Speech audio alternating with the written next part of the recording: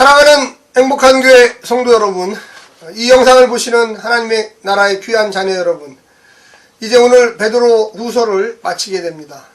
특별히 이 짧은 서신서 중에 하나죠. 3장밖에 되지 않지만 이 안에 기독교의 중요한 진리, 종말에 대해서, 주님의 재림에 대해서 아주 잘 이야기하고 있습니다. 시간을 내어서 1장부터 3장, 빨리 읽으면 15분 정도 안에 다 읽을 수 있는 아주 짧은 서신서지만 우리에게 강력한 하나님 나라에 대한 메신저 역할을 하는 서신서 중에 하나입니다. 우리가 이 땅에 살면서 어떤 역할을 하고 어떠한 자세로 하루하루를 살아가야 할까, 이 짧은 편지지만 그 속에 다 들어있습니다. 특별히 오늘 이 결론부에서 이 재림신앙을 가져야 되죠. 예수님 오시기를 기다려야 되고, 그러나 그것만 매몰되다가 정말 우리가 왜 이 땅을 살아가야 하는지를 잃어버리는 사람들이 많습니다. 우리가 하나님의 주시는 그 소명, 그 소명은 재림신앙을 갖고 있지만 역시 이 땅에 충실해야 돼요. 이 땅에 충실해야 돼요. 이 땅에서 하나님이 시키는 일이 있거든요. 근데 그 시키는 일에는 열심을 내지 않고 엉뚱한 일에 열심을 내며 주님 오시기만을 눈꼽아 기다리는 사람들이 있습니다. 그건 균형 감각을 잊어버린 거예요. 학생은 공부해야 됩니다. 어머니는 열심히 자녀들을 가르치고 아버지는 나가서 돈을 벌고, 물론 어머니도 벌지만요. 그래서 가정을 책임지고 교회를 섬기고 하나님 나라를 전파하는 일에 앞장서야 되는데 엉뚱한 일을 하시는 분들은 특히 이단적인 생각을 가지고 있고 엉뚱한 하나님이 시키지도 않은 일에 매몰되는 사람들이 많습니다. 오늘 우리에게 주시는 하나님의 말씀은 베드로 후서 3장 8절부터 18절까지의 말씀입니다. 먼저 하나님 말씀을 성도들이 읽어주고 다시 오겠습니다. 사랑하는 자들아, 주께는 하루가 천년 같고 천년이 하루 같다는 이 한 가지를 잊지 말라.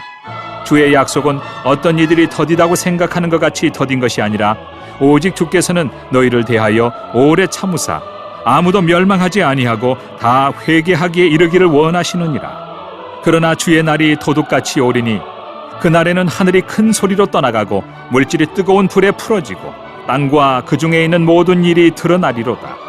이 모든 것이 이렇게 풀어지리니 너희가 어떠한 사람이 되어야 마땅하냐. 거룩한 행실과 경건함으로 하나님의 날이 임하기를 바라보고 간절히 사모하라.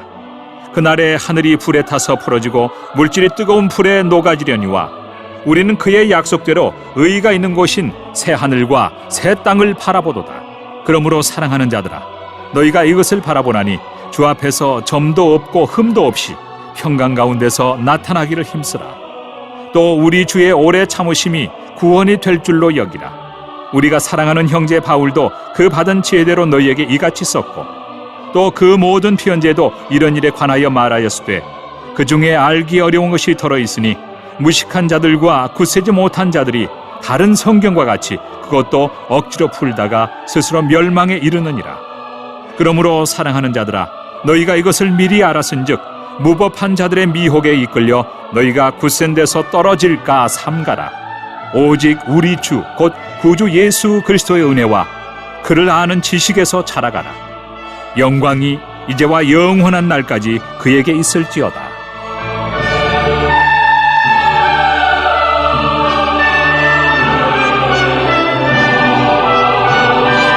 우리가 성경을 연구할 때 제일 중요한 건 뭐냐?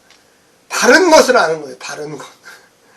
이게 참 성경을 잘못 배우신 분들은 그 바른 진리를 알려줘도 벌써 머릿속에 나쁜 것들이, 잘못된 것들이 꽉 지배하고 있으면 바른 건 아무리 알려줘도 잘 받아들이지 않아요. 그래서 참 저도 목회자로서 어려울 때가 많이 있습니다. 우리가 3장 전체를 보면 세 가지의 이야기가 나오는데 거기 첫 번째는 뭐냐면 사랑하는 자들이에요. 사랑하는 자들. 이 사도 베드로가 이 서신서를 보는 그 교회에 내가 두 번째 편지를 쓴다. 첫 번째, 두 번째. 근데 이 두 번째 편지의 핵심은 내가 너희들을 사랑하고 있다. 이단들이 잘하는 것 중에 하나가 뭐냐면 이 릴레이션십, 관계를 잘해요. 그래서 잠깐만 사랑하고 있다는 걸 가르치면서 악한 교리를 가르쳐요. 잘못된 거짓 교리, 이단 교리, 거짓말 교리를 가르쳐요. 우리 기존 정통교회들이 잘해야 되는 게 뭐니까 이 세상에 살면서 누구보다도 사랑하는 일을 잘해야 됩니다. 그래야지 이단에 빠지지 않아요. 그리고 진실한 삶에 노력해야 돼요. 누구든지 목사도 그렇고 성도도 그렇고 거짓말이 없어야 돼요.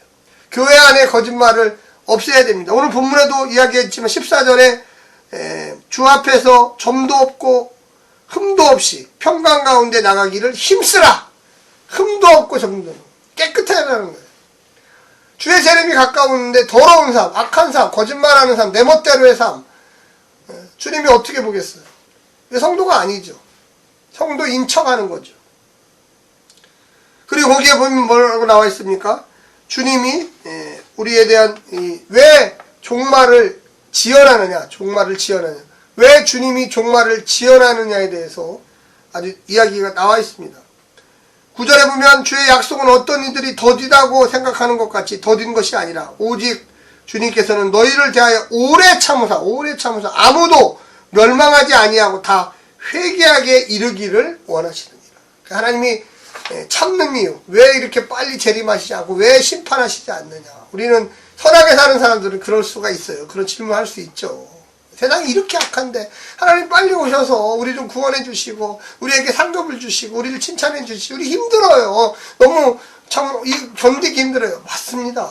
그런데 아직도 돌아와야 될 사람들이 있어요. 그래서 기다려 주시는 거예요. 하나님 넓은 사랑이죠. 하나님 위대한 사랑이고. 그리고요 이 사도 베드로가 이 본문에서 한 번 더 이야기하기를 뭐라고 했냐면 8절에 주께는 하루가 1000년 같고 1000년이 하루 같다는 이 한 가지를 잊지 말라. 꼭 기억해라. 우리가 성경을 좀 읽을 때 이 땅의 시간 개념만으로 읽으면 안 됩니다. 왜? 우리는 하나님 나라의 또 개념 가운데 살잖아요. 영원 개념 가운데. 우리 인간은 아직 육신을 갖고 있기 때문에요. 우리가 과거로 되돌아갈 수 없어요. 또 미래를 또 뭐 내년에 어떻게 될지 몰라요.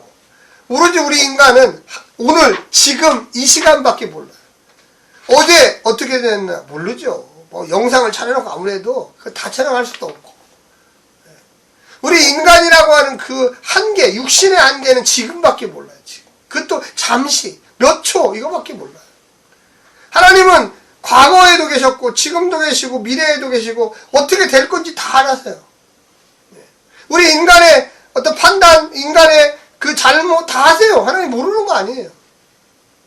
하나님은 우리에게 자유도 주셨어요. 악을 행할 수 있는 자유, 선을 행할 수 있는 자유. 그러나 책임지라고 하는 것도 있어요. 모든 걸 다 책임지라고 하지 않아요. 그래서 주님은 오셨죠. 주님만 영접하면 너가 책임지라는 그걸 면하게 해주겠다. 그리고 바른 삶, 특히 이 땅에 육신을 가지고 있을 때만큼은 절대 의지적으로 바른 삶을 살아야 된다. 바른 삶. 예수를 따라가는 삶을 살는데 물론 바른 삶을 살다가 실수해서 넘어져요. 그게 인간이에요. 육신을 갖고 있기 때문에 참 아이러니하죠. 그런데 시간의 관련도 마찬가지예요. 과거, 현재, 미래 다 왔다 갔다 하세요. 하나님은 과거도 왔다 갔다 하세요. 그게 바로 우리 인간은요. 점과 선과 공간 안에 갇혀있는 3차원적인 인생이에요. 제가 여기에 있으면서 저쪽에 소예배실에 있을 수 없죠. 여기 있으면서 제 집에 있을 수 없어요. 저는 똑같은 시간 어느 공간 안에 한 군데밖에 존재하지 못해요. 하나님은 안 그래요. 하나님 여기도 계시고 미국에도 계시고 프랑스에도 계시고 저 우주에도 계시고 내일도 계시고 과거에도 하나님은 나와 함께 계셨던 분이에요. 그래서 나를 더 잘 아시죠. 그래서 이 사도 베드로가 하루가 1000년 같고 1000년이 하루 같다. 이게 도대체 무슨 말이지? 상징인가? 신비인가? 그게 바로 하나님이시죠. 그래서 우리가 우리 생각으로 내년에 주님 오실 거야. 아니요. 그럴 수가 없어요. 우리는 내일도 오실 수 있고요. 내후년에도 오실 수 있고 그건 하나님만이 하시는 거지 내가 하는 게 아니에요. 우리가 측정할 수 없어요. 인간이. 그런 능력이 없어요. 능력 자체가. 우리가 기억해야 될 것은 뭐냐? 그럼 이 땅에 살 동안에 뭐 해야 되냐? 거룩한 행실과 거룩한 삶을 11절에 보면 나옵니다. 우리가 이 땅에 사는 동안, 이 육신을 가진 동안 해야 할 거, 예수 믿고 예수처럼 예수를 따라서 나가야 돼요. 11절에 이 모든 것이 이렇게 풀어지느니 너희가 어떠한 사람이 되어야 마땅하냐? 거룩한 행실과 거룩함으로, 거룩한 행실과 경건함으로, 거룩한 행실과 경건함으로. 여러분, 우리가 어떻게 살아야 됩니까? 하나님의 나라를 위하여 이 땅에 있는 거예요. 예수님이 어떻게 사셨어요? 거룩함으로, 경건함으로 살았죠. 그가 십자가에 죽으신 것 누구를 위해서? 우리 같은 죄인들을 위해서. 예수 따르는 사람들을 위해서. 전 인류를 위해서. 여기에 바로 키포인트가 있다고 저는 믿습니다. 17절에 보면 불의한 자들의 유혹에 휩쓸려서 자기의 확신을 옳은 일이 없도록 다짐하며 헛된 유혹에 빠지지 말아야 합니다. 우리의 마음속에 늘 고민하며 방황하는 것 중에 하나가 뭐냐면, 여러분 거기 보십시오. 16절에 다른 성경과 같이 그것도 억지로 풀다가, 하나님밖에 모르는 걸 어떻게 인간이 한다고 떠들어대요. 언제 종말이 온다고 말해요. 그런 거 하지 마세요. 그런 거 믿지도 마세요. 그런 이야기하는 사람 친하게 지내지 마세요.